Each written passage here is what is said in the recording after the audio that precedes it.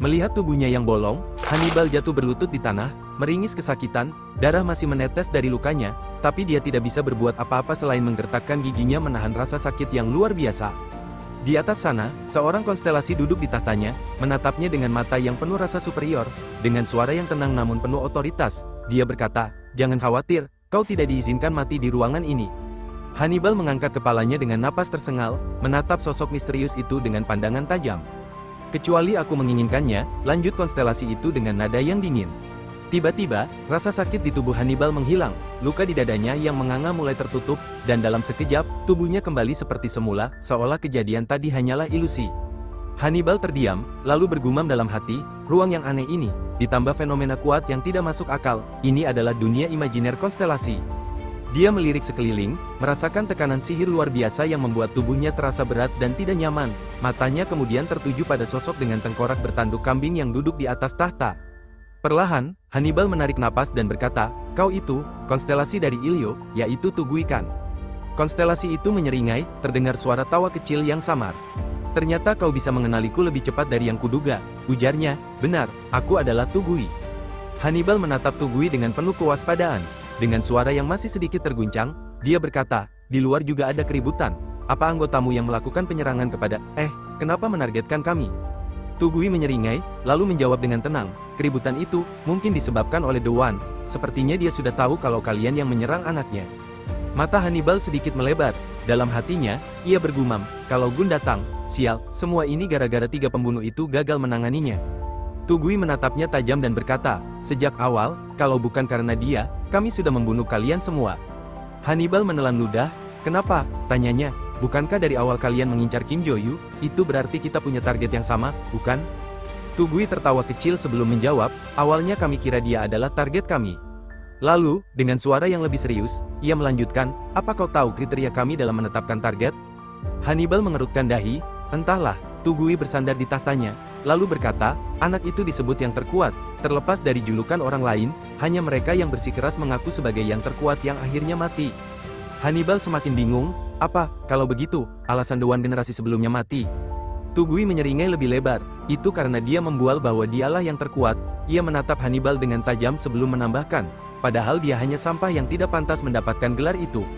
Hannibal menghela napas berat, mencoba memahami situasinya. "Kalau begitu, ini semakin sulit dipahami, aku tidak pernah mengaku sebagai yang terkuat." Tugui menatapnya tajam, auranya yang merah semakin menyala. "Benar, tapi kalian telah melakukan kesalahan." Hannibal menegang, "Orang yang kalian coba lukai adalah orang yang pantas mendapat gelar yang terkuat." Dalam hati, Hannibal bergumam, "Kami mencoba melukai orang terkuat, apa maksudnya? Apapun itu, kalau terus seperti ini, aku yakin aku akan terbunuh oleh konstelasi gila ini." Dia merasakan tekanan luar biasa yang semakin menyesakkan. "Kalau begitu, meskipun ini dunia imajiner miliknya, kalau aku menyerangnya dengan relik suci dan kekuatan sihir konstelasi pelindungku, pasti dia akan terluka." Tiba-tiba, dia mengangkat telapak tangannya, dan aura biru menyelimuti tangannya. Dalam hatinya, ia bergumam, "Setelah itu, aku akan mencari cara untuk keluar dari sini." Dia menajamkan fokusnya, bersiap menyerang dengan cara diam-diam. Namun sebelum serangannya bisa dilancarkan, Tugui menyeringai dan berkata, "Apa itu relik suci? Sepertinya kau selalu membawanya kemana-mana, karena konsepnya telah menyatu dengan dunia imajiner ini." Namun, dengan gerakan cepat, ia tetap melancarkan serangannya ke arah Tugui. Setelah serangannya menghantam, kursi tahta itu hancur berkeping-keping. Namun, Hannibal tidak merasa lega. Dalam hati, dia bergumam, "Brengsek, apa dia berhasil menghindar?" Matanya langsung melirik ke belakang. Kalau begitu, dia ada di belakang. Namun saat dia menoleh, kosong, tidak ada siapapun. Apa-apaan ini? Kebingungan mulai menguasai pikirannya. Sebenarnya dia kemana? Jangankan tanda keberadaannya, bahkan aku nggak bisa merasakan kekuatan sihirnya. Hatinya semakin gelisah.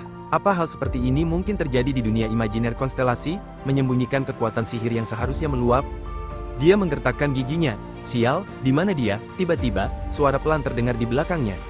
"Orang terkuatku, guruku, kalian sudah menyentuh beliau." Hannibal merasakan hawa dingin menjalari punggungnya. Namun, sebelum sempat bereaksi, Tugui sudah melancarkan serangan. Tangannya bergerak cepat seperti bayangan, menembus tubuh Hannibal tepat di jantungnya. Darah mengalir deras dari luka itu. Hannibal meronta, matanya melebar karena rasa sakit yang luar biasa. Tugui mencengkeram jantungnya erat, seolah-olah menguasai hidupnya sepenuhnya. "Karena itu," katanya dengan nada dingin, "aku tidak akan membunuhmu dengan mudah." Keesokan harinya, di asrama Valhalla. Kim Jo-yuk mengusap rambutnya yang masih basah setelah mandi, begitu melihat layar, matanya sedikit menyipit. Apa-apaan ini? Gumamnya. Di dalam kepalanya, suara Barce terdengar. Ada apa? Tanyanya penasaran. Kim Jo-yuk menghela napas dan menjawab, katanya Unbeliever dan First Species dimusnahkan. Secara tiba-tiba, Barce terdengar terkejut, lalu menambahkan, setelah dipikir-pikir, bukankah dua kelompok penjahat itu pernah bertarung denganmu? Kim Jo-yuk mengangguk, yah, benar. Padahal aku ingin menyingkirkan mereka suatu saat nanti begitu meninggalkan Valhalla, tapi sekarang aku nggak perlu memikirkannya lagi. Barce tertawa kecil, rupanya begitu. Sebentar, meninggalkan Valhalla, bukan lulus. Kim Jo-yuk menatap keluar jendela. Benar, sejak awal alasan aku masuk akademi ini adalah karena Translucent Window, sekarang syaratnya sudah terpenuhi, jadi nggak ada gunanya aku tetap di sini. Dia berhenti sejenak, lalu menambahkan, yah, bukan sekarang sih, aku tetap harus menunggu sampai bencana berakhir. Barce mengangguk dalam pikirannya, Shin berpindah ke ruang ketua Dewan Direksi Akademi Valhalla. Di dalam ruangan yang megah itu, Shin Daewon, ketua Dewan Direksi, menatap tajam pria bertopeng di hadapannya, suaranya penuh kewaspadaan. Kau siapa? Pria bertopeng itu tersenyum samar di balik topengnya, lalu dengan tenang memperkenalkan dirinya. Salam kenal, saya adalah Black Cat, pemilik market.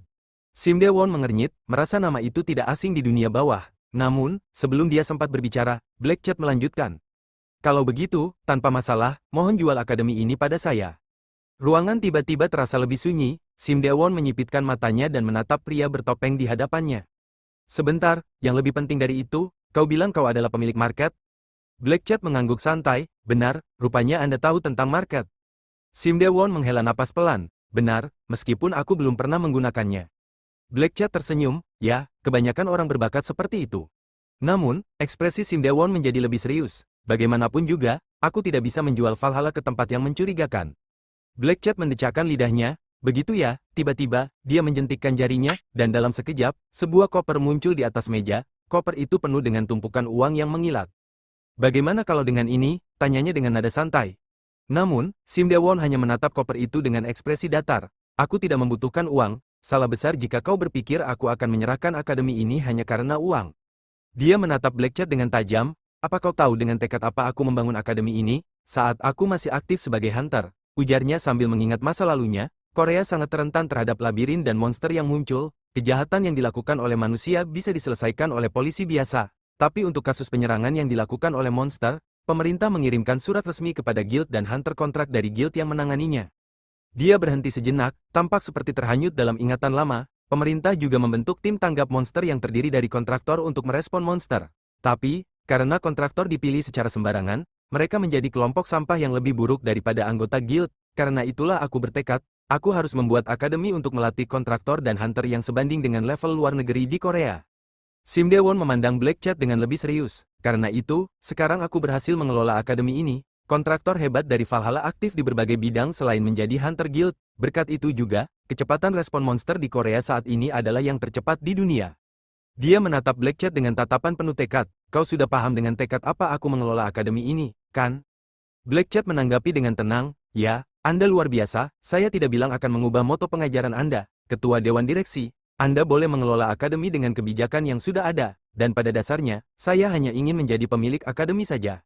Shin Daewon mengangkat alisnya, meragukan, kau ingin aku percaya dengan kata-katamu? Black Cat tersenyum tipis, apa mungkin, tiba-tiba, ia menjentikkan jarinya, dan seketika itu juga, sebuah koper penuh uang muncul di depan mereka. Bagaimana kalau ini? Katanya. Shin Daewon tetap tampak ragu, tunggu, aku sudah bilang, aku tidak butuh uang. Black Cat tersenyum santai, benarkah? Dan kembali menjentikkan jarinya. Bagaimana kalau dengan ini? Tanyanya lagi. Shin Daewon menghela napas dan berkata dengan tegas, aku sungguh tidak butuh. Namun, saat ia berbicara, Black Cat menjentikkan jarinya berkali-kali. Secara tiba-tiba, meja Shin Daewon penuh dengan uang cukup untuk menggoyahkan kepercayaannya. Shin Daewon pun menatapnya, sedikit bingung, lalu berkata, benarkah? Black Cat berkata dengan nada lebih serius, baiklah, aku rasa kita bisa melanjutkan diskusi ini. Dengan uang sebanyak itu, saya rasa Anda bisa memahami bahwa saya serius. Saya ingin membantu akademi ini. Shin Daewon menjamkan matanya sejenak, merasakan gelombang perubahan yang mendalam. Dia menatap Black Cat dengan pandangan yang lebih tajam, berpikir panjang. Lalu, akhirnya, dengan suara pelan, dia berkata, mohon bantuannya untuk akademi ini. Dia telah memutuskan untuk pensiun di usia 62 tahun. Black Cat mengamati dengan cermat kartu nama dan papan nama yang ada di meja, lalu berkata, aku harus mengganti papan nama ini. ia tampak memperhatikan detail di ruang tersebut sebelum kembali berbicara. Nona Konstelasi, saya berhasil membeli Akademi Valhalla seperti yang Anda minta. Ia melaporkan hasilnya kepada sistem. Tak lama kemudian, suara sistem terdengar menjawab. Penguasa di belakang layar berkata, hubungkan pintu masuk gedung dan ruang Valhalla. Black Cat merenung sejenak sebelum bertanya, apa yang Anda maksud itu gedung pusat market? Sistem menjawab dengan jelas, penguasa di belakang layar berkata benar. Kemudian, sistem melanjutkan, penguasa di belakang layar berkata, pasang CCTV di semua tempat. Black Cat sedikit terkejut mendengarnya, CCTV, saya rasa CCTV sudah cukup banyak dipasang. Namun, sistem kembali memberi perintah, penguasa di belakang layar berkata, pasang lebih banyak lagi. Black Cat menghela napas dan akhirnya berkata, baik. Di sisi lain, Belwang tersenyum sinis dan bergumam, dengan begitu, aku bisa melihat bagian rubah mana yang menggoda guru. Matanya bersinar penuh rasa ingin tahu, seolah rencana yang ia susun mulai berjalan sesuai keinginannya. Pada sore hari di Akademi Valhalla, Kim Jo-yuk berjalan pulang dengan langkah santai. Suasana akademi terasa sedikit berbeda dari biasanya, dan suara Barce tiba-tiba bergema di dalam kepalanya. Entah kenapa, akademi hari ini sedikit kacau, ujar Barce dengan nada penasaran. Kim Jo-yuk hanya menanggapi dengan nada datar, begitu ya, aku nggak peduli. Namun, Barce terus melanjutkan, para pengajar kelihatan sibuk sekali, waktu belajar mandiri hari ini juga lebih panjang. Kim Jo-yuk mengangkat bahu, kau sampai peduli pada hal-hal seperti itu menyeramkan. Tiba-tiba, sebuah suara dari belakang memanggil namanya. Jo-yuk, Kim Jo-yuk menoleh dan melihat Choi Arin berdiri di belakangnya. Dia menatap gadis itu sejenak sebelum berkata, wah, kau sudah kembali dari rumah orang tuamu. Choi Arin mengangguk, iya. Dia lalu menambahkan dengan sedikit menggerutu, padahal dari tadi aku di kelas terus, masa kau nggak melihatku? Kim Jo-yuk tetap berjalan santai sambil menjawab dengan tenang, soalnya aku tidur terus. Choi Arin mendengus, lalu bertanya, kau mau langsung pergi ke gym, kan? Kim Jo-yuk mengangguk, iya. Choi Arin tersenyum penuh semangat. Kalau begitu, aku juga mau langsung ke sana, karena ada yang ingin aku tunjukkan padamu. Beberapa saat kemudian, di dalam ruang latihan, Choi Arin membuka tasnya dan mengeluarkan sebuah pedang berwarna biru yang berkilauan di bawah cahaya ruangan. Aura kuat memancar dari pedang itu, membuat suasana di sekitarnya terasa berbeda. Kim Jo-yuk menatap pedang itu dengan mata sedikit menyipit. Apa itu, pedangmu berbeda dari yang biasa aku lihat? Choi Arin tersenyum kecil sebelum menjawab, iya, aku pergi ke kediaman keluargaku untuk mengambil pedang ini. Kim Jo-yuk menatapnya lebih lama, lalu menghela napas, entah kenapa, aku bisa merasakan kekuatan sihir yang kuat dari pedang itu. Choi Arin mengangguk mantap, benar, ini adalah relik suci keluargaku. Dari belakang, Seyun, yang ikut berada di ruangan, tiba-tiba bereaksi. Apa, jadi itu Blue Moon Blade, relik suci keluarga Choi Jin? Choi Arin menoleh ke arahnya dan mengangguk, benar. Seyun masih tak percaya, lalu bertanya lagi, bagaimana kau bisa mendapatkannya? Choi Arin menatapnya dengan penuh keyakinan, aku lulus ujian seleksi dan menjadi penerus sah keluargaku. Seyun mengerutkan kening, meski begitu, bukankah jarang sekali keluarga yang langsung menyerahkan relik sucinya pada penerus yang masih anak SMA? Choi Arin tersenyum santai sambil mengangkat pedangnya sedikit, enggak masalah, karena ayahku sudah memberi izin, ke depannya, aku ingin berlatih dengan Blue Moon Blade ini. Dia lalu menatap Kim Jo-yuk dengan penuh harap, apa enggak masalah, Jo-yuk? Kim Jo-yuk menggaruk kepalanya dengan malas, yah, terserah kau saja. Dia lalu menatap pedang itu dengan penuh rasa ingin tahu, tapi sebelum itu, Blue Moon Blade itu, bisakah aku memegangnya sekali? Dari belakang, Seyun langsung menyela dengan nada tajam, ini relik suci yang di dalamnya terdapat konstelasi pelindung keluarganya, kau pikir dia gila hingga mau menyerahkan relik sucinya begitu saja? Dalam hati, Kim Jo-yuk hanya bergumam, tukang marah-marah, kau benar-benar berisik. Namun, bertentangan dengan ucapan Seyun, Choi Arin justru tersenyum dan berkata, baiklah, ini. Wah, terima kasih, kata Kim Jo-yuk. Kim Jo-yuk menatap pedang itu dengan penuh rasa ingin tahu. Dalam hati, ia bergumam, ada yang aneh, entah kenapa aku sudah terbiasa dengan kekuatan sihir yang keluar dari pedang ini. Tiba-tiba, pandangannya kabur, dan dalam sekejap, ia merasa dirinya berpindah tempat. Saat kesadarannya kembali, ia sudah berdiri di dalam sebuah ruangan yang asing baginya. Di hadapannya, seorang pria berdiri membelakanginya. Suaranya dalam dan penuh wibawa saat berkata, sudah lama kita tidak bertemu, Kim Yun-ho. Pria itu lalu berbalik, memperlihatkan wajahnya yang penuh aura kekuatan. Ia bukan sembarang orang. Dia adalah konstelasi pelindung keluarga Choi Jin, Kinef God. Kim Jo-yuk menatap sosok di depannya dengan ekspresi berpikir, lalu tiba-tiba berkata, ah, si kecil. Kinef Goet, yang berdiri di hadapannya, langsung merengut dan membalas dengan nada kesal, aku bukan anak kecil lagi, aku sudah tumbuh besar. Namun, sejenak kemudian, ekspresinya berubah menjadi ragu. Ia menatap Jo-yuk dengan sedikit kebingungan dan berkata, tunggu, omong-omong, aku pernah memberitahu namaku pada Kak Yun-ho, belum ya? Jo-yuk menyeringai tipis, kau itu selalu memegang pedang dan menyerangku, mana sempat memberitahu namamu. Kinev mendesah, lalu tertawa kecil. Ya, meskipun aku ingin memberitahu kakak sekarang, percuma saja, aku sudah tidak ingat namaku sendiri setelah menjadi konstelasi. Joyuk mengangkat bahu dengan santai, sekalipun kau memberitahu namamu, tetap saja aku akan memanggilmu si kecil. Kinev mendengus, jelas tidak puas dengan jawaban itu. Ah, Kak Yunho, serunya dengan nada mengeluh. Sementara itu, dalam hatinya, Joyuk bergumam, rupanya anak ini benar-benar telah menjadi konstelasi. Kalau dipikir-pikir, dia memang selalu lucu sejak dulu. Kenangan masa lalu itu muncul di benak Kim Joyuk, seolah-olah baru terjadi kemarin. Ia melihat Kinev berdiri di depannya dengan tatapan penuh semangat. Lalu anak itu berkata lantang, ayo bertarung denganku. Joyuk mengangkat alis, menatapnya dengan heran, apa maksudmu, dasar anak kecil? Namun, Kinev tidak mundur sedikit pun. Dengan penuh keyakinan, ia menunjuk Joyuk dan berkata, paman adalah yang paling kuat di antara orang dewasa di sini, bertarunglah denganku. Di samping mereka, Bin Mas yang menyaksikan percakapan itu hanya bisa mendesah dan menggelengkan kepala. Dengan nada datar, ia berkata, bisa-bisanya dia memanggil guru yang baru beranjak dewasa dengan sebutan, paman, perlukah saya membunuhnya? Joyuk hanya tertawa kecil dan melambaikan tangannya, tenanglah. Namun, rasa penasarannya tak bisa ditahan. Ia menatap Kinev dengan penuh minat dan bertanya, tapi kenapa kau mau menyerangku? Apa karena cuma ingin bertarung saja? Kinev menatap pedangnya dengan penuh tekad, matanya berbinar dengan semangat yang tak tergoyahkan. Aku ingin menciptakan teknik pedang terkuat, katanya pelan namun penuh keyakinan. Ia menggenggam pedangnya lebih erat dan melanjutkan, teknik pedang yang bisa membuat siapapun menjadi lebih kuat, tanpa memandang usia atau jenis kelamin. Suasana sejenak hening sebelum Kinev kembali berbicara, suaranya kini dipenuhi emosi. Saat para monster menyerang keluargaku, semuanya mati karena tidak ada yang bisa menggunakan pedang untuk melawan mereka. Wajahnya mengeras, tekadnya semakin kuat, karena itu, aku ingin menciptakan teknik pedang yang bisa melindungi semua orang, agar tak ada yang mengalami kejadian tragis seperti yang keluargaku alami. Ia menatap Kim Joyuk dengan penuh harap, jadi, ayo bertarung denganku, teknik pedang yang bisa mengalahkanmu pasti akan menjadi teknik pedang terkuat. Kim Joyuk mendengar itu sambil meregangkan bahunya, lalu tertawa kecil, si kecil yang pemberani, katanya santai, jangankan teknik pedang, kurasa kau bahkan belum bisa memegang pedang dengan benar. Ia menatap Kinev dengan tajam sebelum menambahkan, tapi kalau kau panggil aku kakak, kau boleh melawanku. Kinev terdiam sejenak sebelum akhirnya mengangguk mantap. Baiklah, ayo kita bertarung, kakak. Kim Joyuk tersenyum miring. Oke, katanya, sebelum melancarkan serangan pertama, aku tidak akan mengalah, meskipun kau cuma anak kecil.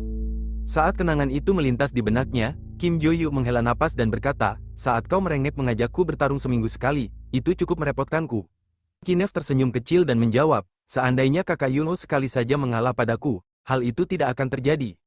Joyuk menatapnya tajam, kau kira aku akan mengalah pada seseorang yang bilang ingin menciptakan teknik pedang terkuat? Kinev mengangguk pelan, ya, waktu itu kakak membimbingku setiap aku kalah, dan pada akhirnya, aku berhasil menciptakan serangan pedang. Joyuk mengangkat alis, maksudmu, pedang tak terkalahkan itu? Benar, jawab Kinev tanpa ragu. Joyuk menghela napas dan berkata, seandainya saat itu kau menjadi muridku, aku pasti akan mengawasimu secara konsisten, apa kau tidak pernah memikirkannya? Kinev menatap Joyuk dengan ekspresi serius, bukan berarti aku tidak pernah memikirkannya, tapi begitu teknik pedang itu tercipta, aku sadar bahwa itu bukan serangan pedangku, tapi serangan pedang Kak Yunho, kan? Ia tersenyum tipis sebelum melanjutkan, kalau memikirkan itu, aku jadi enggak punya pilihan lain. Joyuk menatapnya berkata terang-terangan berdebat ini ternyata gigi juga. Ia lalu menyipitkan mata, seakan menyadari sesuatu. Pantas saja aku merasa tidak asing saat melihat teknik pedang Choi Arin, sekarang aku sudah tahu alasannya. Kinev menatap Kim Joyuk dengan penuh semangat, lalu berkata, setelah menjadi konstelasi, aku mengajarkan serangan pedang pada para kontraktorku dengan giat. Kim Joyuk menyipitkan matanya, merasa ada sesuatu yang berbeda, tapi itu berbeda sekali dengan pedang yang aku tahu, katanya, masih memperhatikan Kinev dengan penuh rasa ingin tahu. Kinev mengangguk ringan dan menjawab, itu seperti yang kakak tahu, saat ini, kita hidup di era di mana pelatihan sihir lebih diprioritaskan daripada pelatihan fisik, kan? Kalau mereka belajar teknik pedangku apa adanya, itu akan menjadi beban untuk tubuh mereka. Jadi, aku melakukan beberapa perbaikan untuk memudahkan orang-orang saat ini untuk belajar, meskipun semakin berbeda dengan teknik pedang terkuat. Kim Joyuk menghela napas kecil, begitu ya, gumamnya, mulai memahami alasan perubahan itu. Kemudian, Kinev menatapnya dengan penuh rasa ingin tahu dan berkata, tapi kak, aku tidak menyangka kakak berinkarnasi dalam tubuh anak SMA seperti ini. Kim Joyuk sedikit terkejut mendengar perkataan itu, lalu bertanya, apa kau tidak mendapatkan translucent window sebelum bertemu denganku? Kinev menggeleng pelan, tidak tuh, jawabnya dengan santai. Dalam hati, Kim Jo-yu mulai bergumam, merasa ada sesuatu yang janggal, aneh sekali, padahal Balwang bilang dia tahu aku berinkarnasi dari Translucent Windows. Ia berpikir lebih dalam, kalau si bodoh, aku belum pernah bertanya padanya, sih, Barce pun sudah tahu duluan tentang reinkarnasiku, apa Translucent Windows hanya ditunjukkan kepada mereka yang berhubungan langsung denganku? Itu masuk akal, sih. Kinev menatap Kim Jo-yu dengan penuh semangat, matanya berbinar, Kak Yuno, ini juga sebuah takdir, haruskah kita bertarung? Tanyanya dengan penuh antusias.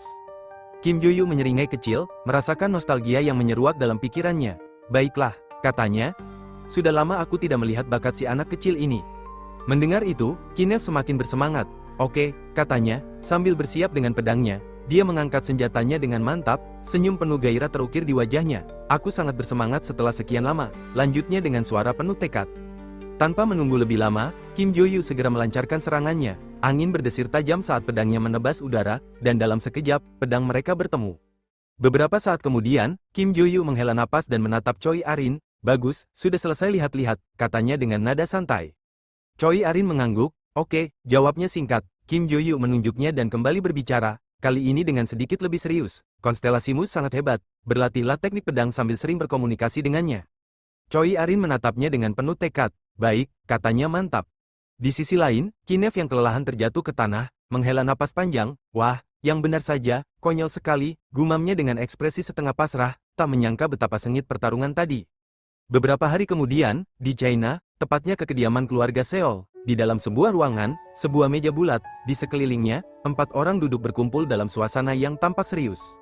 Seol Yeon menatap mereka dengan penuh tanya. Para tetua, ada apa? Anda semua memanggil saya? Tanyanya dengan nada hormat namun penasaran. Di hadapannya, 3 orang tetua keluarga Seol saling bertukar pandang sebelum salah satu dari mereka berbicara. Seperti yang kau tahu, posisi kepala keluarga Seol masih kosong. Kami memanggilmu untuk berdiskusi agar kita bisa memilih kepala keluarga yang baru secepatnya. Tetua di sampingnya segera menimpali. Sebenarnya, aku ingin kau, sebagai penanggung jawab keluarga saat ini, juga menjadi kepala keluarga. Namun, sudah menjadi tradisi keluarga Seol bahwa seseorang yang menjabat sebagai penanggung jawab tidak boleh diangkat sebagai kepala keluarga. Tetua lainnya mengangguk setuju dan berkata, apakah kau punya kandidat sendiri? Kemudian, tetua terakhir ikut bersuara, menambahkan dengan nada yang penuh pertimbangan, bagaimanapun juga, kita harus memilih seseorang yang lebih baik daripada Seol Leon, kepala keluarga terdahulu. Tetua itu melanjutkan dengan nada tegas, karena dia adalah orang yang menggunakan konstelasi pelindung keluarga kita sebagai alat untuk mempertahankan posisinya. Sejenak, ruangan dipenuhi keheningan. Para tetua menunggu jawaban dari Seol Yeon, yang tampak berpikir dengan matang sebelum akhirnya berbicara. Baiklah, ujar Seol Yeon, menatap mereka satu persatu, kandidat yang saya rekomendasikan adalah. Scene berpindah di ruang latihan Valhalla. Suasana di area pertarungan dipenuhi ketegangan, Yan Lang dan Choi Arin berdiri berhadapan, bersiap untuk saling menguji kemampuan mereka. Kim Jo-yuk, yang mengawasi mereka, kembali menegaskan, seperti yang ku bilang tadi, usahakan bertarung hanya dengan menggunakan kemampuan fisik, tanpa kekuatan sihir. Ia melirik pedang yang dipegang Choi Arin dan menambahkan, karena pedang itu adalah relik suci, kau nggak perlu menariknya dari sarung saat latihan. Choi Arin mengangguk, oke, Yan Lang, yang tak mau kalah, ikut menyahut, aku nggak peduli meskipun mata pedang diarahkan padaku. Kim Jo-yuk menatapnya tajam, meski begitu, kau nggak memakai pelindung apapun, bagaimana kalau kau tertebas, sangat menjengkelkan kalau sampai mengalami kecelakaan saat latihan. Ia lalu menoleh ke samping dan melihat Seyun berdiri di sana, dahi Kim Jo-yuk berkerut. Tapi kenapa kau ada di sini lagi? Seyun tersenyum santai, padahal aku sudah pernah menonton saat kau dan Yan Lang bertarung, kenapa baru bertanya sekarang? Seyun bergumam dalam hati, aku juga penasaran, Yan Lang yang pernah mengalahkanku dengan telak, bagaimana dia akan menghadapi Choi Arin sekarang? Tatapannya tertuju pada Choi Arin yang berdiri dengan tenang, memang, dia jauh lebih kuat setelah menerima bimbingan Kim Jo-yuk dan mendapatkan relik suci, tapi apakah itu cukup untuk bertahan melawan Yan Lang? Choi Arin tersenyum tipis, lalu berkata dengan percaya diri, dengarkan kata-kata Kim Jo-yuk, kalau aku mengeluarkan pedangku, kau pasti akan terluka. Yan Lang langsung mengernyit, merasa kesal. Jangan panggil aku dengan sebutan, Meong, serunya, lalu tanpa ragu mulai melancarkan serangan. Tiba-tiba, pukulan Yan Lang dengan sarung tangan Choi Arin berbenturan, menciptakan getaran dahsyat yang menggema di sekitar mereka. Yan Lang tersentak, mengerang pelan, lalu dengan cepat menarik tangannya kembali. Tak ingin memberi celah, dia segera melompat ke atas untuk melancarkan serangan. Namun, Choi Arin merespons dengan tebasan ke arah samping, memaksa Yan Lang menangkis dengan lengannya. Serangan itu begitu kuat hingga telapak tangannya sedikit bergetar. Tak ingin kalah, Yan Lang langsung menusukkan tinjunya ke depan. Tapi Choi Arin lebih cepat, menebas ke arah kepalanya dengan kecepatan luar biasa. Yan Lang segera menunduk, menghindari tebasan itu hanya dengan selisih beberapa inci. Begitu kembali berdiri, dia melirik ke belakang. Bekas tebasan pedang itu terukir jelas di dinding, membelah dinding dengan tajam. Dalam hati, dia bergumam, dasar bedebah rambut mencuat, dia kuat. Yan Lang langsung menerjang dengan serangan jarak dekat, tinjunya melesat cepat ke arah Choi Arin. Dalam hati, dia bergumam, sebenarnya, sejak kapan dia jadi sekuat ini? Lagi-lagi, lengannya berbenturan dengan sarung pedang Choi Arin, menciptakan suara dentuman keras. Yan Lang kembali berpikir, meskipun aku nggak tahu pasti seberapa kuat si rambut mencuat ini. Dia melancarkan serangan ke sisi kanan, tetapi Choi Arin dengan sigap menangkis, menggunakan pedangnya, sehingga sedikit terdorong ke belakang. Yan Lang mengepalkan tangannya lebih erat, matanya menatap tajam, sementara pikirannya terus berputar. Aku sudah melihat pertarungan Kim Jo-yuk dan si rambut mencuat ini beberapa kali, tapi waktu itu dia nggak sekuat sekarang. Yan Lang memperhatikan Choi Arin yang mulai menyerang lagi. Dalam hati, dia bergumam, pergerakannya berbeda dengan sebelumnya. Tiba-tiba, Choi Arin menebas dengan kecepatan luar biasa. Yan Lang berusaha menghindar, tetapi sedikit terlambat. Dia mundur ke belakang, lalu merasakan ujung pedang Choi Arin mengenai sisi perutnya. Rasa panas langsung menjalar di kulitnya, dan ketika dia melihatnya, area itu mulai memerah. "Ah, sial," gerutunya sambil meringis. Choi Arin tersenyum tipis dan berkata, "Kau pandai menghindar, Meong." Yan Lang menggeram. "Kau pikir aku akan menerima serangan seperti itu begitu saja?" Dalam pikirannya, dia mulai menyusun strategi. Dia menangkis semua seranganku dengan tepat. Kekuatanku ada batasnya. Kalau terus seperti ini, aku hanya akan diserang secara sepihak. Aku harus mencari celah untuk serangan balik. Choi Arin tiba-tiba menyerang lagi. Yan Lang segera menangkisnya dengan telapak tangan, tubuhnya bergeser sedikit ke samping. Dalam satu gerakan cepat, dia memutar badannya, dan sebelum Choi Arin sempat bereaksi, pukulannya sudah meluncur ke arah wajah lawannya. Pukulan itu mengenai dagu Choi Arin dengan keras, membuatnya terlempar ke belakang. Yan Lang menghela napas karena sudah kecapean. Choi Arin yang kesakitan segera bangkit, matanya tetap tajam. Tanpa ragu, mereka berdua kembali memulai pertarungan. Namun, sebelum mereka memulai, Kim Jo-yuk tiba-tiba bersuara tegas, "Cukup sampai di sini. Duelnya sudah selesai." Kim Jo-yuk menatap mereka berdua yang masih terengah-engah setelah pertarungan sengit tadi. Dengan suara tegas, dia berkata, "Kalau kalian terluka, cepat obati lukanya. Aku akan memberikan penilaian pribadi untuk masing-masing dari kalian." Choi Arin mengangguk dan menjawab, "Baiklah." Sementara itu, dalam hati Kim Jo-yuk bergumam, dia lumayan juga. Sepertinya dia sudah menandatangani kontrak dengan si kecil dan cukup sering berkomunikasi dengannya. Keterampilannya meningkat dalam waktu singkat. Kim Jo-yuk menatap ke arah Yan Lang yang duduk kecapean, napasnya masih tersengal setelah pertarungan sengit tadi. Dengan nada sedikit khawatir, dia bertanya, "Apa kau baik-baik saja?" Yan Lang mengangkat kepalanya, lalu menjawab singkat, "Ah, iya." Namun, dalam hatinya, ia bergumam, dia benar-benar berbahaya. Untungnya, pedang itu sengaja masuk jauh ke dalam orbit. Kalau ujung pedang menjadi kekuatan terbesar dan diterapkan saat melangkah, pedang itu pasti terlempar keluar tanpa bisa diblok. Yan Lang berpikir lebih jauh, itu bisa dihentikan karena gagang pedang adalah area di mana lebih sedikit tenaga diberikan. Mungkinkah alasan berdebat itu menjadi lebih kuat karena relik suci itu? Kemudian, dia kembali bergumam dalam hatinya, relik suci yang jelas. Hari ini sampai di sini dulu. Tiba-tiba, Kim Jo-yuk berbicara, "Baiklah, cukup untuk hari ini." Mereka pun menjawab serentak, "Baiklah." Beberapa hari kemudian, mercusuar menatap Kim Jo-yuk dengan ekspresi serius. Dengan suara tegas, ia berkata, "Aku sudah menemukan lokasi pasti bencana itu." Kim Jo-yuk duduk dengan ekspresi serius, menatap mercusuar sebelum bertanya, di mana bencana itu akan terjadi? Mercusuar menjawab dengan tenang, "Kota Sejong, itu nama wilayahnya." Kim Jo-yuk mengangguk, lalu melanjutkan pertanyaannya, "Kau sudah mencari tahu tanggal pastinya?" Mercusuar menatapnya sejenak sebelum berkata, 3 minggu lagi dari sekarang." Kim Jo-yuk terdiam sejenak, lalu mengerutkan kening, "Terakhir kali kau bilang sekitar 3 bulan lagi. Sepertinya waktu yang tersisa memang lebih singkat dari yang kita perkirakan," katanya, merenungkan situasi yang semakin mendesak. Dia kembali menatap mercusuar dan bertanya, "Apa yang kau katakan waktu itu? Kau ingin aku memecahkan labirin secepat mungkin, kan?"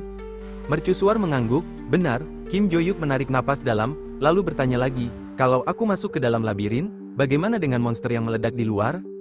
Mercusuar menatap Kim Jo-yuk dengan serius sebelum menjawab, "Makanya waktu itu aku minta padamu untuk membentuk tim. Apakah kau masih belum mendapatkan orang-orang yang mampu menghadapi bencana?"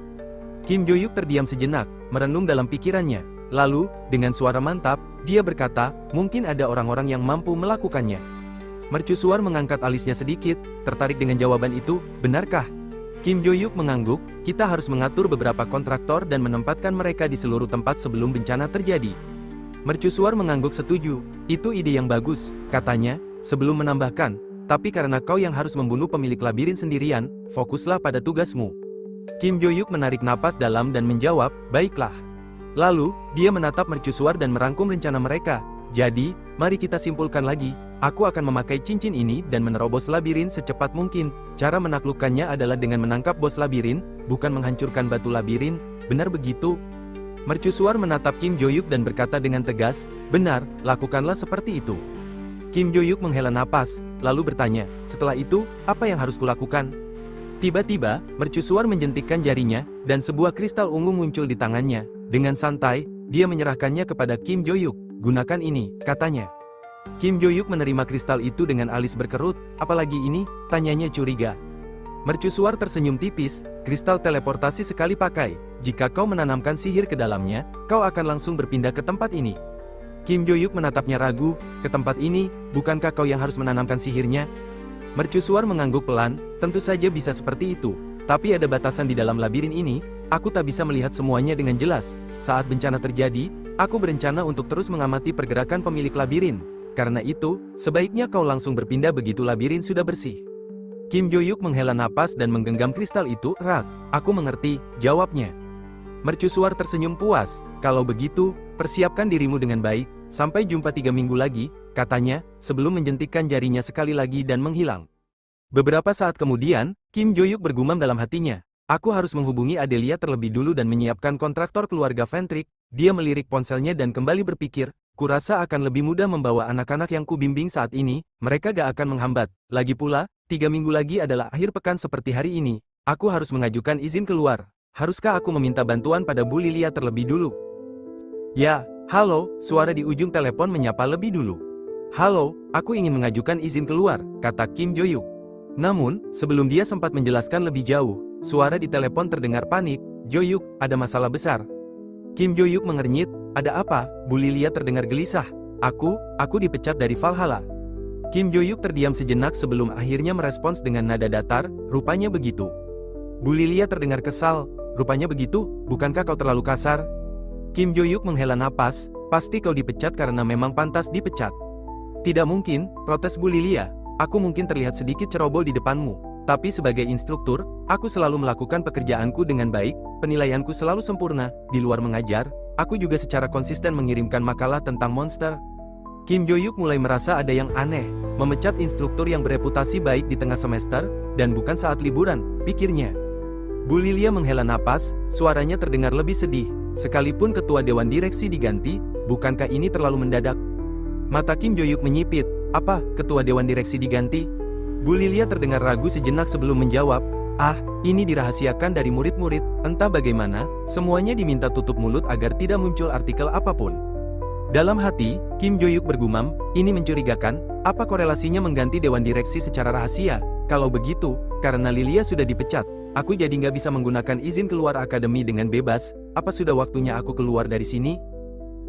Kebetulan aku ada urusan ke kantor ketua dewan direksi, biar aku tanyakan sekalian apa yang sebenarnya terjadi. Namun, sebelum dia bisa melanjutkan, dia terkejut sendiri. Hah, Jo-yuk, kau tidak perlu melaku. Tiba-tiba, Kim Jo-yuk langsung menutup telepon. Saat itu juga, Kim Jo-yuk melihat pesan teks dari Yan Lang. Hei, aku diusir dari Valhalla, ada apa ini? Kim Jo-yuk menatap ponselnya dengan ekspresi serius, lalu mengetik balasan, apa? Dia bergumam pelan, apalagi ini, padahal dia hanya diam saja, kenapa ikut-ikutan diusir? Dalam hati, dia kembali berpikir, tiba-tiba masalah datang bersamaan seperti ini. Anehnya, kejadian-kejadian ini terjadi silih berganti di sekitarku, bagaimanapun juga, aku harus segera menemui ketua dewan direksi. Setibanya di ruangan ketua dewan direksi, Kim Jo-yuk menatap orang di hadapannya dan berkata, aku sudah menduganya, ternyata benar, Black Cat, kau yang menjadi ketua dewan direksi. Black Cat tersenyum tipis, tepatnya bukan begitu, saya hanya seorang bos representatif, ketua dewan direksi sebenarnya adalah konstelasi yang saya layani. Kim Jo-yuk mengerutkan kening, lantas, Yan Lang dan Lilia dikeluarkan karena bawang. Black Cat mengangguk, benar, Kim Jo-yuk bertanya lagi, kenapa? Black Cat menjawab dengan tenang, saya memecat rubah-rubah yang menggoda guru karena tidak dapat membunuh mereka, itulah yang dikatakan nona konstelasi. Dia melanjutkan, saya juga ingin mengeluarkan murid yang bernama Choi Arin, tidak masalah, kan, itulah yang dikatakan nona konstelasi. Tim Jo-yuk pun berkata, enggak, Cukup bertindak seenaknya dan kembalikan lagi orang-orang yang kau keluarkan. Mereka bukan menggodaku, tapi aku yang mengajari atau menggunakan mereka. Aku merasa enggak enak karena mereka dipecat tanpa alasan yang jelas. Black Cat menatap sistem di hadapannya. Penguasa di balik layar tampak sangat-sangat keberatan. Lalu dengan nada berantakan berkata, "Baiklah." Black Cat pun berbalik ke arah Kim Jo-yuk dan berkata, beliau bilang, "Baiklah." Kim Jo-yuk menghela napas, lalu bertanya, "Tapi kenapa kalian mengambil alih Valhalla?" Black Cat menjawab, "Ini perintah mendadak dari Nona Konstelasi. Saya dengar Anda menolak tinggal di gedung yang dibangun dari uang kertas yang ada di market." Kim Jo-yuk mengangguk ringan, "Yah, karena aku baik-baik saja tinggal di asrama ini." Black Cat melanjutkan, "Karena itu, jika saya membeli Valhalla, guru bisa tinggal di bangunan guru sendiri." Nona Konstelasi mengatakan hal itu dan membeli Valhalla ini. Kim Jo-yuk mengerutkan kening, "Hanya karena itu?" Black Cat mengangguk, lalu, satu ruang Akademi Valhalla telah terhubung dengan gedung market. Ruang itu hanya dapat dimasuki oleh personel yang berwenang, Anda bisa menggunakannya dengan bebas jika membutuhkannya. Kim Jo-yuk berpikir sejenak, lalu berkata, "Baiklah." Black Cat menatapnya dan bertanya lagi, "Apa ada hal lain yang Anda butuhkan?" Kim Jo-yuk tersenyum tipis, "Kalau begitu, kalian bisa melakukan apapun yang kalian mau dengan akademi ini, kan?" Black Cat menjawab dengan tenang, "Kami tidak ada niat untuk merebut kewenangan akademi, tapi hal itu bisa saja." Kim Jo-yuk tersenyum lebih lebar, "Kalau begitu, aku mau minta bantuan. Bisakah kalian menolongku?" 3 minggu kemudian, di kota Sejong, Oh Se-yuk berdiri dengan ekspresi terkejut. Apa-apaan ini?" katanya dengan suara gemetar. Di hadapannya, pemandangan yang mengerikan terbentang luas. Monster-monster raksasa berterbangan di langit, mengeluarkan raungan mengerikan. Suara jeritan manusia terdengar di antara dentuman kehancuran. Para goblin berlarian dengan ganas, menghancurkan apa saja yang ada di hadapan mereka. Di antara mereka, monster golem raksasa melangkah dengan gemuruh, setiap hentakannya membuat tanah bergetar. Oh Se-yuk mengerutkan kening, "Aku pulang ke rumah karena ada urusan." "Tapi apa-apaan kelompok monster ini?" gumamnya, matanya menyapu kekacauan yang terjadi di sekelilingnya. Tiba-tiba, tatapannya tertuju pada seorang wanita yang gemetar ketakutan. Seekor goblin menarik tasnya dengan kasar. Tanpa berpikir panjang, Oh Se-yuk bergerak. Dalam sekejap, tangannya menangkis serangan goblin itu, lalu dengan satu tinju kuat, ia menghantamnya hingga terlempar jauh. "Karena lebih banyak lagi yang akan datang, cepatlah kabur," katanya tegas. Wanita itu mengangguk cepat, "Terima kasih," ucapnya sebelum berlari menjauh. Dalam hatinya, Oh Se-yuk itu bergumam, "Ini berbeda, jelas berbeda dengan monster virtual yang kulawan dalam simulasi." Sentuhan tangan monster tadi terasa nyata, membuat bulu kuduknya merinding. Ia menghela napas, menatap ke depan, gerombolan goblin yang lebih besar, bersama dengan goblin golem yang menjulang tinggi, sudah menunggunya. "Sialan, padahal setidaknya aku ingin mengalahkan setengah dari mereka." Tiba-tiba, sebuah suara langkah mendekat. Ia menoleh dan melihat Choi Arin serta Yanlang muncul dengan ekspresi penuh percaya diri.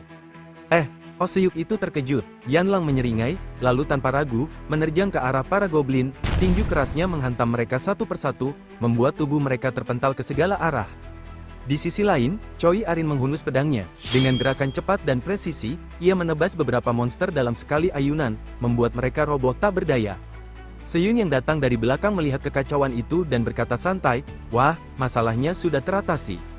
Oh Se-yuk menoleh, "Yo, Se-yun," lalu ia mengarahkan pandangannya ke dua orang lainnya, Choi Arin, dan kau, Yanlang. Ia mengernyit, "Kenapa kalian ada di sini?"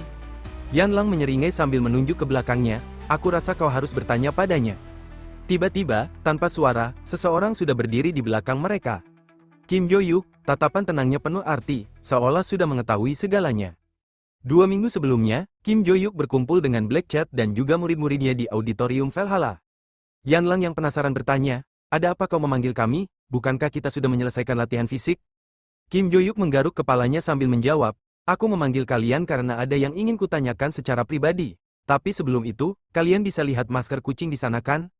Semua orang menoleh dan melihat masker kucing. Kim Jo-yuk melanjutkan, "Orang itu adalah ketua dewan direksi saat ini." Se-yun mengernyit, "Apa? Kalau begitu, bagaimana dengan ketua dewan direksi yang berkumpul sebelumnya?" Black Cat menjawab dengan tenang, "Beliau mengundurkan diri dan menyerahkan jabatannya pada saya." Se-yun tercengang, "Tapi kami tidak pernah mendengar bahwa ketua dewan direksi telah diganti." Black Cat mengangguk dengan serius, "Saya akan sangat menghargai jika kalian dapat memahami bahwa hal itu dilakukan secara rahasia karena suatu alasan. Lagi pula, kami berencana untuk memberitahu seiring berjalannya waktu, kalian hanya mengetahuinya lebih awal. Sebagai informasi, nama saya adalah Black Cat. Mohon kerjasamanya." Dalam hati, Se-yun bergumam, "Black Cat." Kim Jo-yuk kembali berbicara, Yang jelas, alasan aku memanggilnya ke sini karena aku mengusulkan pembukaan kelas baru, dan dia sudah mengizinkan. Lalu Kim Jo-yuk melanjutkan, kelas ini adalah sebuah kelas khusus di mana kalian dapat secara mandiri melakukan aktivitas di luar ruangan tanpa harus mengikuti kelas. Apa kalian tertarik untuk mengikuti kelas ini? Yan Lang berkata dengan santai, kalau begitu, enggak ada perubahan untukku, kan? Kim Jo-yuk menjawab, iya, sih, meski begitu, aku memanggilmu untuk bergabung, ini memang latihan, tapi akan ada saatnya kita pergi keluar dan menangkap monster, bukankah hal itu membantumu untuk semakin kuat? Yan Lang tersenyum, wah, jadi itu tujuannya, kalau begitu, aku juga mau bergabung. Joy Arin juga menimpali, tentu saja aku akan bergabung kalau Joyuk menginginkannya. Lalu Seyun pun berkata sambil terhuyung, sebentar, aku nggak bisa mengerti alur pembicaraan ini. Seyun kemudian berkata lagi, itu berarti ketua dewan direksi adalah orang yang sama dengan Black Cat pemilik market. Black Cat menjawab, benar, rupanya Anda mengetahui tentang market. Seyun terkejut, awalnya saya mengira market hanyalah kebohongan yang beredar di internet. Ini pertama kalinya saya tahu itu nyata. Pemilik pasar gelap itu keluar secara terang-terangan dan bahkan menjadi ketua direksi. Alhamdulillah. Black Cat hanya mengangguk, begitulah yang terjadi. Lalu Seyun bertanya lagi, lantas, Kim Jo-yuk, bagaimana kelas khusus yang kau sarankan ini bisa disetujui? Apa kau memang mengenal ketua dewan direksi baru itu? Kim Jo-yuk menjawab, ya, begitulah. Seyun pun bergumam dalam hati, aku hanya tahu kalau dia sangat kuat, tapi dia juga mengenal pemilik market, sudah pasti dia bukan anak SMA biasa. Kim Jo-yuk bertanya, jadi, apakah kau mau bergabung di kelas ini? Seyun tersenyum santai, tentu saja, mana ada murid yang menolak kesempatan untuk tidak belajar di kelas?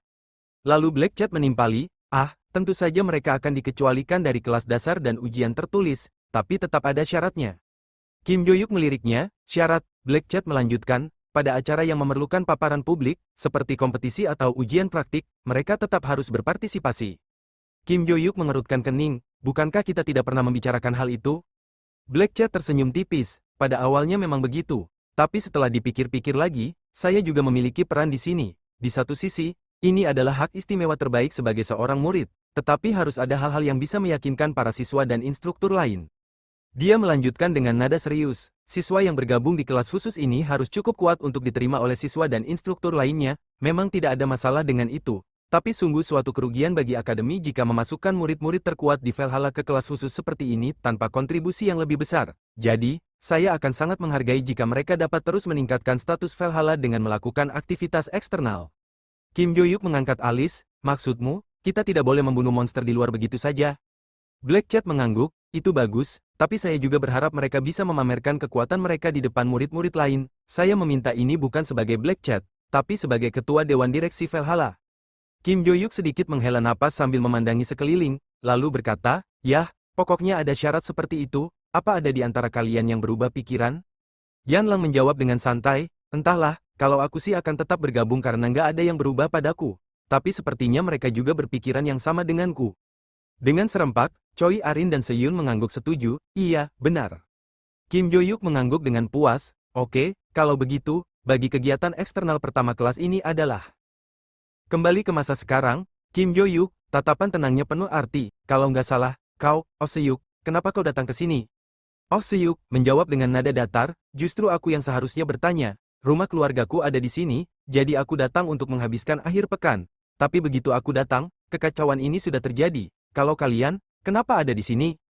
Kim Jo-hyuk menghela napas panjang sebelum berkata, kenapa lagi? Dia lalu menoleh ke arah dua muridnya, Choi Arin, Yan Lang, kalian berdua maju. Tanpa ragu, mereka menjawab serempak, baik, oke. Mereka berdua segera melangkah ke depan, bersiap menghadapi ancaman yang ada di depan mereka. Monster golem yang berdiri di sana tampak mengintimidasi.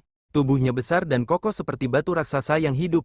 Namun, Kim Jo-hyuk hanya tersenyum tipis dan berkata dengan tenang, aku datang untuk hal ini. Dengan sekali tebasan cepat dari pedangnya, monster golem itu langsung terbelah menjadi dua, hancur seketika tanpa sempat memberikan perlawanan. Kim Jo-hyuk menebas monster lainnya, dan dalam sekali tebasan, beberapa monster langsung terlempar dan hancur berantakan. Setelah itu, dia meregangkan bahunya dengan santai dan berkata, ini gak terlalu buruk. Orang-orang di belakangnya hanya bisa terheran-heran. Bahkan Oh Se-yuk pun terkejut dalam hati, Kim Jo-hyuk sehebat itu, ada banyak karakter tingkat lanjut yang belum kutemui dalam pertarungan simulasi di akademi, tapi dia mampu menebas semuanya dalam sekali waktu. Tiba-tiba, seseorang muncul di sampingnya dan berkata, Tuan Jo-hyuk. Orang itu melanjutkan, saya menemukan labirin yang tampaknya menjadi sumber bencana, jaraknya 5 km dari sini, dan monster mengelilingi tempat itu. Kim Jo-yuk mengernyit, bagaimana dengan agen keluarga Fentric lainnya? Kepala pelayan keluarga itu menjawab, mereka sedang mengevaluasi warga sambil menjaga kerusakan akibat monster. Kim Jo-yuk mendengus, si bodoh, maksudku konstelasi kalian sudah bangun? Kepala pelayan itu menggeleng, masih belum ada jawaban darinya. Dalam hati, Kim Jo-yuk bergumam, sudah lebih dari 3 bulan sejak dia melakukan penjelmaan, tapi dia masih belum bangun. Memang, menangkap monster bukanlah hal yang terlalu sulit, tapi ketika berurusan dengan gerombolan acak, tidak ada yang bisa menandingi kemampuan si bodoh itu. Kim Jo-yuk akhirnya berkata, ya, baiklah, beritahu agen keluarga Fentric kalau mereka tidak perlu memakai jubah dan biarkan wajah mereka terlihat saat membantu evakuasi. Kepala pelayan itu terkejut, apa? Kim Jo-yuk hanya tersenyum tipis dan menjawab, itu akan membantu memulihkan citra kalian yang sudah ternodai. Kepala pelayan itu langsung membuka kerudung jubahnya dan berkata, saya mengerti, kalau begitu, kalian akan bergerak ke pusat bencana. Kim Jo-yuk mengangguk, lalu berkata, sebelum itu, Arin dan Yan Lang, kalian berdua hadapi monster yang menyerang warga dan lakukan evakuasi bersama mereka. Keduanya mengangguk dan menjawab, baik, sementara itu, Oh Se-yuk ditemani Yo Se-yeon untuk menerobos jalan menuju rumah orang tuanya. Se-yeon menggerutu, kenapa aku harus bersama si otot besar? Tapi kemudian, dia menghela napas dan berkata lagi, baiklah. Kim Jo-yuk tersenyum tipis dan berkata, kalau begitu, bagaimana kalau kita pergi sekarang menuju pusat bencana? Setibanya di pusat bencana, monster sudah bergerombol di depan sebuah goa, yang tampaknya menjadi sumber keluarnya mereka. Jumlah mereka sangat banyak, memenuhi area sekitar goa. Kepala pelayan memperhatikan situasi dan berkata, bagian yang sedikit terangkat di sana tampak seperti pintu masuk labirin. Kim Jo-yuk, yang mengamati dari atas, hanya berdehem tanpa berkata apa-apa. Kepala pelayan melanjutkan, hanya ada sedikit monster level tinggi, tapi jumlah mereka secara keseluruhan sangat banyak. Saya berpikir bagaimana operasi ini sebaiknya dilakukan. Jika agen keluarga kami berkumpul untuk menerobos satu titik, lalu Anda mengikuti di belakang. Kim Jo-yuk menjawab singkat, itu strategi paling standar, tapi menurutku akan memakan banyak waktu. Kepala pelayan mengangguk, meski begitu, saya rasa cara itu yang terbaik, mungkinkah ada cara lain? Kim Jo-yuk tersenyum sinis dan berkata, tentu saja ada. Kim Jo-yuk segera turun, tetapi kepala pelayan mencoba menghentikannya, Tuan Jo-yuk. Namun, tanpa menjawab, Kim Jo-yuk langsung melompat ke bawah. Raungan goblin memenuhi udara, menyambut kedatangannya dengan senjata terangkat. Akan tetapi, sebelum mereka sempat menyerang, pedang Kim Jo-yuk sudah bergerak. Dalam satu tebasan, sekelompok monster langsung terbelah dua. Dari atas, kepala pelayan menatap pemandangan itu dengan mata melebar. Dalam hatinya, ia bergumam, dia membantai monster hanya dengan satu tebasan. Bahkan jika dia meninggalkan SMA dan disebut kontraktor yang kuat, ini tetap tidak masuk akal. Sementara itu, Kim Jo-yuk berpikir dalam hati, kekuatan tingkat konstelasi lumayan juga. Kim Jo-yuk menatap pedangnya sambil bergumam, lumayan juga. Untuk berjaga-jaga, ia telah membuat kontrak sementara dengan Bel Uang dan datang dengan kemampuan tersebut. Ternyata, itu cukup berguna. Sambil menatap goa di depannya, ia berpikir, kalau begitu, haruskah aku segera masuk labirin? Tiba-tiba, sesuatu terlintas di pikirannya, oh iya. Ia merogoh sakunya dan mengeluarkan sebuah cincin. Sambil menatapnya, ia bergumam, aku disuruh memakai cincin ini untuk menangkap bos labirin, kan? Kim Jo-yuk memasangkan cincin itu ke jarinya, dengan ini, persiapan sudah selesai. Tanpa ragu, ia melangkah maju, tatapannya tajam, langkahnya mantap, sambil bergerak menuju labirin, ia bergumam, saatnya menerobos labirin dengan cepat. Sin berpindah ke Inggris, lebih tepatnya ke Fentric, di mana dia duduk di mejanya dan bergumam. Melihat informasi mengenai bencana ini baru muncul sekarang, sepertinya pemerintah Korea baru menyadari situasinya. Berdasarkan pesan yang baru saja diterima, evakuasi warga sudah selesai sekitar 50%, katanya Kim Jo-yuk juga membimbing dengan baik ke pusat bencana. Dia pergi ke pusatnya sendirian. Apakah Kim Jo-yuk benar-benar berniat menghancurkan labirin yang menjadi sumber bencana itu sendirian? Tiba-tiba, sebuah sistem di sampingnya muncul, dan suara sistem itu terdengar. Bin Mas bertanya, berapa lama waktu telah berlalu? Adelia menjawab, konstelasi Anda sudah bangun, sudah 3 bulan berlalu. Sistem melanjutkan, Bin Mas tenggelam dalam pikirannya. Bin Mas bertanya, di mana guru? Adelia menjawab, Tuan Jo-yuk saat ini. Sin kembali berpindah ke pertarungan Kim Jo-yuk. Dalam pertarungan, dia menebas goblin dengan sekali tebasan, dan monster itu langsung terbelah menjadi dua. Tiba-tiba, Barce bertanya dalam pikirannya, kau terlihat seperti mengayunkan pedang sembarangan, tapi nyatanya kau menebasnya tanpa ampun. Jadi, ini yang namanya dewa meladiri? Kim Jo-yuk menjawab, wah, padahal dalam beberapa waktu ini kau diam. Dari mana kau mendengar nama yang memalukan itu? Barce menjawab, dulu, saat aku menjadi pemilik menara kehancuran, kurasa murid-muridmu menaiki menara sambil menyebut nama itu. Kim Jo-yuk tertawa sinis, murid-muridku yang bilang begitu. Lalu dia berkata lagi, itu hanya nama yang mereka berikan pada teknik pedang untuk membunuh monster. Dewa meladiri sungguh memalukan. Dalam hati, Kim Jo-yuk bergumam, ngomong-ngomong, labirin ini lebih besar dari yang kukira. Kalau aku menghadapi monster satu persatu, pasti akan memakan waktu. Tiba-tiba, dia mengeluarkan energi sihirnya ke tanah. Seketika, tanah di sekitarnya berubah menjadi biru. Barce bertanya, apa yang kau lakukan? Kim Jo-yuk menjawab, aku sedang mencari inti labirin menggunakan deteksi sihir, jadi tutup mulutmu. Biasanya, bos labirin diciptakan di lokasi yang sama dengan intinya. Kalau begitu, tempat di mana aku bisa merasakan kekuatan sihir yang besar, pasti disitulah bos itu berada. Lalu, tiba-tiba dia membuka matanya. Ketemu, dia berkata lagi, dia ada di bawah sana. Barce merespons, setahuku, bagian dalam labirin gak mudah dihancurkan. Kim Jo-yuk tersenyum kecil. Benar, karena itu, tiba-tiba, dia menebas tanah di hadapannya sambil berkata, aku datang dengan kemampuan muridku. Seketika, tanah itu retak, kemudian, tanah runtuh, menyeretnya ke bawah. Saat dia mendarat, matanya langsung tertuju pada sosok di depannya. Ternyata kau yang menjadi bos di sini. Dia melihat seseorang yang menyerupai manusia, mengenakan pakaian perang kuno. Melihat orang itu, dalam hati Kim Jo-yuk bergumam, rupanya humanoid, senjatanya adalah tombak, melihat jangkauan senjatanya, aku sedikit dirugikan. Tapi, jika aku mengayunkan pedang atau menggunakan kekuatan Belwang, pasti gak akan ada masalah, kan? Dia bergumam lagi dalam hati, aku harus menyentuh batu labirin yang menjadi inti labirin di samping keruntuhan itu. Daripada menyerang secara serampangan, kurasa aku harus membereskannya dengan mengincar serangan balik atau menusuknya. Tiba-tiba, humanoid itu langsung meluncurkan tombaknya ke arah jantung Kim Jo-yuk. Namun, Kim Jo-yuk segera menghindar sambil berkata, justru aku berterima kasih kalau kau mendekat seperti ini. Tak memberi celah, humanoid itu kembali menyerang dengan tebasan cepat. Kim Jo-yuk mundur ke belakang, menghindarinya dengan gesit, astaga. Dalam hatinya, dia bergumam, jangkauan ayunannya gak main-main, bahkan bagian tongkatnya dipenuhi sihir, sehingga seperti pisau. Humanoid itu berkata, lalu tiba-tiba menarik tombaknya dan menusuk lagi dengan cepat. Namun, Kim Jo-yuk dengan sigap menahan serangan itu dengan pedangnya. Berkali-kali, humanoid itu melancarkan tusukan bertubi-tubi, tetapi Kim Jo-yuk menangkis semuanya dengan sempurna, bunyi dentingan logam bergema di udara. Dalam hati, Kim Jo-yuk bergumam, menjengkelkan, saat dia menusukku, dia memperlebar jarak, membuatku sulit melakukan serangan balik. Tiba-tiba, humanoid itu menyerang, tapi kali ini ke arah tanah. Kim Jo-yuk segera melompat menghindar, namun seketika kristal-kristal tajam melesat dari tanah, menyerangnya dengan kecepatan tinggi. Kim Jo-yuk mengayunkan pedangnya, menangkis setiap kristal satu persatu. Tak memberi jeda, humanoid itu langsung mendekat dan mengayunkan tombaknya, lalu menebas ke arah perut Kim Jo-yuk. Kim Jo-yuk dengan cepat mengangkat pedangnya, menangkis serangan itu. Namun, humanoid itu segera mengangkat tombaknya ke atas, bersiap menyerang lagi. Melihat hal itu, Kim Jo-yuk langsung mundur ke belakang untuk menghindar. Tiba-tiba, Barce berkata dalam pikirannya, jangan-jangan kau terdesak, Kim Yun-ho. Kim Jo-yuk pun menyeringai dan menjawab, kok gila ya, alasan aku sengaja didesak orang ini adalah untuk memisahkan dia dari batu labirin. Sambil tersenyum sinis, dia melanjutkan, yah, untuk jaga-jaga, haruskah aku menanganinya dengan caraku sendiri daripada menggunakan kemampuan Belwang?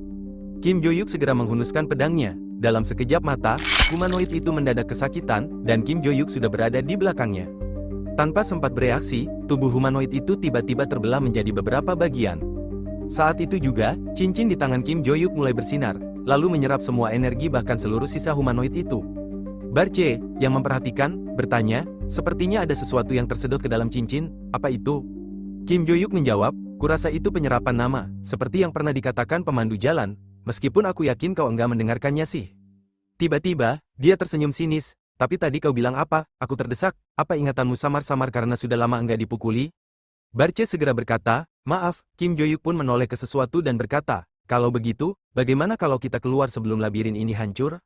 Namun, tiba-tiba matanya menangkap sesuatu, tombak yang dipegang humanoid tadi. Dia bergumam sambil memegangnya, ini tombak yang dijatuhkan bos itu, kan, karena ini enggak tersedot dan ketinggalan di sini. Dia mengangkatnya dan tersenyum kecil, untuk berjaga-jaga, bagaimana kalau aku bawa saja? Scene berpindah ke sebuah pohon besar yang menjulang tinggi, dengan pintu masuk tersembunyi di bawahnya. Di dalamnya, seseorang melangkah mendekat dan berkata, Tuan pemilik labirin, bencana telah selesai. Di atas tahta, sosok yang diselimuti kain duduk dalam bayangan. Suaranya terdengar samar saat ia bertanya, begitukah, kali ini menghabiskan waktu berapa hari? Orang di luar menjawab, sekitar 2 jam, pemilik labirin terdiam sejenak sebelum bertanya lagi, 2 jam, berapa lama bencana terakhir kali selesai? 5 hari, jawab orang itu tanpa ragu. Pemilik labirin menyeringai tipis, waktunya benar-benar berkurang. Kurasa level keseluruhan telah meningkat berkat mencuri nama-nama mereka dan menjadikannya konstelasi, alih-alih membiarkan mereka berinkarnasi. Orang itu mengangguk. Benar, Tuan, pemilik labirin bertanya lagi, apa ada yang berperan sangat baik selama bencana ini? Orang itu menunduk sedikit, labirin itu menghilang begitu cepat sehingga kami masih mencoba mencari tahu. Pemilik labirin mendesah ringan, yah, baiklah, lagi pula, kita akan mengetahuinya seiring berjalannya waktu. Dia kemudian menyeringai tipis, kalau begitu, rencana kita akan sedikit lebih maju, kita akan menyebarkan nama ini hingga tak bisa dibandingkan dengan bencana yang baru saja terjadi. Suaranya menjadi lebih dingin, dan kali ini, cara menyebarkannya akan berbeda dari sebelumnya, persiapkan dengan baik-baik, orang itu menunduk dalam-dalam, saya mengerti. Sementara itu, dalam pikirannya, pemilik labirin bergumam dengan nada penuh antisipasi, aku sangat menantikannya, hari di mana aku bisa melahap nama-nama yang berkualitas tinggi. Di sebuah ruangan yang remang-remang, sorot cahaya dari layar holografik menampilkan berita terbaru mengenai Kim Jo-hyuk, sosok yang duduk di kursi utama, seorang pria, menatap layar dengan penuh ketertarikan, wajahnya tersenyum menyeringai, matanya berbinar dengan ambisi yang tersembunyi. Dia sudah menangani pasukan pembunuh sendirian, dan kali ini dia menghentikan bencana, gumamnya pelan, seolah berbicara pada dirinya sendiri. Kemudian, dengan nada yang lebih tajam, dia berkata, keren juga, dia pasti bisa menaikkan nama kita, cocok sekali. Pria itu adalah ketua Baekjang, seorang alkemis terkenal yang bergerak di dunia bawah. Di sampingnya, berdiri seorang pria lain, mengenakan jubah hitam dengan topeng yang menyembunyikan sebagian besar wajahnya. Tanpa berpaling dari layar, John berkata dengan nada penuh keyakinan, kalau kita membunuhnya sekarang, kurasa kita akan membuat debut spektakuler dalam waktu singkat. Bagaimana menurutmu?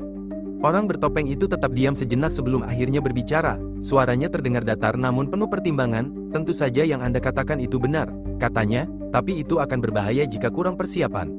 John terdiam sejenak, matanya menatap layar yang menampilkan gambar Kim Jo-hyuk yang kini semakin bersinar dalam dunia ini. Ya, memang ini berbeda dengan Kim Jo-hyuk yang kita pahami di awal, gumamnya, hampir seperti berbicara pada dirinya sendiri. Kalau Kim Jo-hyuk punya level A saat upacara penerimaan masuk dan kompetisi antar akademi, yang kurasakan sekarang dia sudah level S.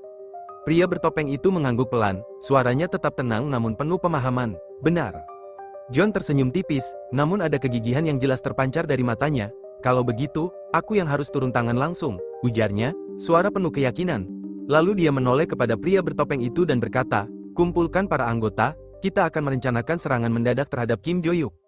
Pada malam hari, di asrama Valhalla, Kim Jo-hyuk baru saja tiba dan merasa kelelahan. Setelah memasuki kamarnya, dia terbaring di kasurnya, tubuhnya merasa berat, dan dia menggumam, lelah sekali. Dalam hati, dia berpikir lebih jauh, padahal aku sudah menyerap kekuatan sihir dari batu penyimpanan. Kekuatan sihir yang tersedia juga meningkat secara signifikan dibandingkan saat aku pertama kali masuk akademi.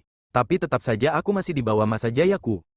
Dia memejamkan mata sejenak, mencoba meredakan kelelahan yang mendera. Selain kapasitas kekuatan sihirnya yang masih kecil, ada batas volume pengeluarannya, itukah sebabnya aku sangat lelah hanya karena mencegah bencana, ternyata masih jauh.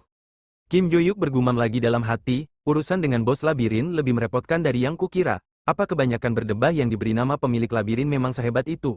Dia tetap merasa tenang. Meski begitu, nggak ada masalah karena aku membawa kekuatan muridku. Sebuah senyuman tipis muncul di wajahnya, seolah meyakinkan dirinya sendiri. Sepertinya aku mengerti mengapa orang modern berusaha keras untuk membuat kontrak dengan konstelasi, orang yang kehilangan namanya menjadi konstelasi.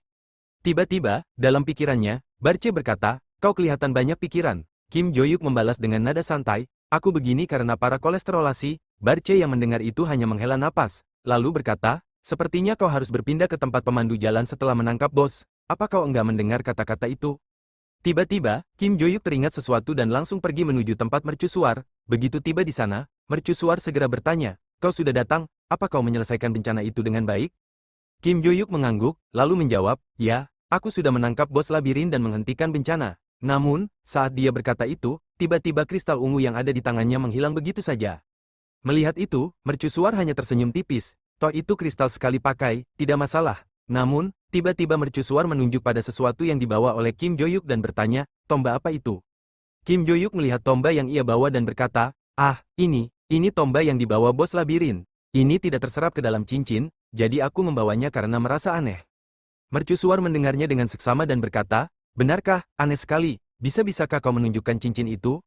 Lalu, Kim Jo-hyuk pun langsung menyerahkan cincin itu. Mercusuar mengambilnya, mengamatinya sejenak, lalu berkata, bagus, sepertinya namanya terserap dengan baik. Setelah itu, ia mengembalikan cincin tersebut kepada Kim Jo-hyuk. Mercusuar lalu melanjutkan, sekarang permainan ini akan benar-benar dimulai, seperti yang kukatakan sebelumnya, nama-nama pasti akan tersebar, dan kemungkinan besar yang disebarkan adalah nama-nama berkualitas tinggi. Ia menatap Kim Jo-yuk dengan serius sebelum menambahkan, meskipun kita harus mengintai secara diam-diam, berdebah seperti apa yang harus akan disebar. Mercusuar berkata lagi, kemungkinan besar mereka adalah orang-orang dari menara kehancuran yang kau musnahkan. Dalam hati, Kim Jo-yuk bergumam, tapi mereka itu orang-orang yang menyebalkan. Ia menghela napas sebelum berkata, memikirkannya saja sudah membuatku kesal. Mercusuar hanya tersenyum tipis dan berkata, semangat. Kalau begitu, sebelum nama-nama itu tersebar, mari kita bertemu lagi. Kemudian, dengan satu jentikan jarinya, Mercusuar menghilang, dan Kim Jo-yuk kembali ke tempat tidurnya. Sambil berbaring di kasurnya, ia bergumam, jadi, dia bilang nama-nama itu sepertinya turun lagi. Barca yang berada di dekatnya menimpali, rupanya begitu. Para berdebah yang dulu ada di menara kehancuran. Meskipun aku pemilik menara, aku nggak bisa mengingat semua yang ada di sana. Barca mengangguk kecil, lalu berkata, dari awal hanya ada monster di lapisan pertama, kan? Kim Jo-yuk menjawab, benar, monster-monster seperti itu nggak punya nama yang bisa diambil darinya. Barca melanjutkan, jika nama-nama tersebar, kemungkinan besar itu milik mereka yang ada di lapisan kedua atau lebih tinggi. Kim Jo-yuk mengangguk dan berkata, benar, pasti berdebah-berdebah menyebalkan perlahan-lahan mulai bertambah dari sana. Tiba-tiba, sesuatu terlintas di pikirannya. Ia langsung berkata, sebentar, kalau para berdebah dari menara kehancuran yang turun, bukankah kau juga pesuruh pemilik labirin? Barca langsung bereaksi, tidak, bukankah sudah kubilang aku terpaksa menjadi pemilik menara karena berdebah itu? Kim Jo-yuk menyipitkan matanya curiga, bajingan ini, melihatmu bicara terbata-bata, kau jadi semakin mencurigakan, coba katakan, pemilik labirin sialan. Tanpa ragu, Barca langsung berkata cepat, pemilik labirin sialan, pemilik labirin sialan. Kim Jo-yuk terkekeh, padahal kau nggak perlu mengatakannya 2 kali, tapi bagus, aku mengakuimu. Barca menghela napas panjang, lalu Kim Jo-yuk bergumam dalam hati, terlepas dari kecurigaanku, ini memang aneh, meski namanya diambil, kenapa Barca nggak punya kekuatan apa-apa? Ia merenung lebih dalam, melihat murid-muridku dan konstelasi lain. Meskipun kekuatan mereka di dunia ini sedikit, setidaknya mereka masih bisa memberikan kekuatan pada kontraktornya. Aneh kalau dia satu-satunya konstelasi yang gak punya kekuatan sama sekali. Pikirannya semakin berputar. Kalau dipikir-pikir, aku juga mendengar bahwa namaku diambil, lalu aku berinkarnasi tanpa menjadi konstelasi. Tapi orang-orang yang mengenalku di masa lalu tetap memanggilku dengan namaku sebelum berinkarnasi. Ia menghela napas pelan, entahlah, ini bukan masalah yang bisa kujawab hanya dengan memikirkannya. Yang penting sekarang adalah berlatih lebih giat, lalu mendapatkan kembali kekuatan sebesar masa jayaku, jawabannya bisa kutemukan nanti. Dengan pikiran itu, Kim Jo-yuk pun akhirnya terlelap. Keesokan harinya, setelah jam sekolah usai, Oh Se-yuk melangkah menuju ruang gym Valhalla dengan membawa tasnya. Wajahnya terlihat serius, pikirannya dipenuhi oleh bayangan pertarungan Kim Jo-yuk melawan monster-monster sebelumnya. Dalam hati, ia bergumam, Kim Jo-yuk, bayangan sosok itu terus menghantuinya. Dia menghela napas dalam sebelum kembali membatin. Aku tahu dia memang kuat, tapi jauh di dalam hatiku, aku masih nggak mau mengakuinya. Kekuatan yang dia tunjukkan di hadapanku, selain ini aku nggak bisa mengakuinya. Pikirannya bergejolak, bukan hanya Kim Jo-yuk yang membuatnya ragu. 3 orang yang mendapat bimbingan darinya pun dengan mudah mengalahkan monster-monster yang seharusnya sulit ditangani. Kalau aku juga menerima bimbingan dari Kim Jo-yuk, pikirnya, sambil mengepalkan tangannya. Tanpa ragu lagi, ia membuka pintu gym dan langsung memanggil, Kim Jo-yuk. Bukan Kim Jo-yuk yang ia temui, melainkan Yan Lang. Yan Lang yang wajahnya masih memerah sambil memegang handuk kecil, menatap dengan keheranan saat seseorang tiba-tiba masuk ke ruang latihan. Sekitar 30 menit sebelumnya, ia berlari di atas treadmill dengan keras, keringat mengalir di pelipisnya, napasnya berat, tetapi kakinya terus melangkah dengan tekad yang kuat. Sampai di sini saja, ujar Kim Jo-yuk, menghentikan sesi latihan. Yan Lang terengah-engah, mencoba mengatur napasnya. Kim Jo-yuk kemudian mengulurkan sebuah handuk kecil. Ini handuk. Yan Lang menerimanya dengan senyum lelah. Terima kasih. Melihat kondisinya, Kim Jo-yuk mengangguk puas. Sekarang kau nggak mudah lelah dan bisa mengikuti latihan dengan baik. Yan Lang mengepalkan tangannya, wajahnya memerah karena malu. Tentu saja aku bisa melanjutkan ke tahap yang lebih sulit, katanya dengan penuh tekad. Kim Jo-yuk menatapnya dengan senyum tipis. Padahal, pada hari pertama kau sangat terengah-engah. Di sisi lain, Choi Arin ikut menimpali. Meskipun wajahnya menunjukkan sedikit rasa enggan, meskipun aku enggak menyukainya, Meong mengikuti latihan dengan baik. Namun, tak lama kemudian, dia melirik ke arah Se-yun yang terkapar di lantai dengan ekspresi penuh kelelahan. Tapi lihat tukang marah-marah itu, katanya sinis. Sementara itu, Se-yun pun terengah-engah, berusaha mengatur napasnya. Ini benar-benar, katanya dengan suara lemah, dia menghela napas panjang sebelum melanjutkan, latihan berlebihan yang gila.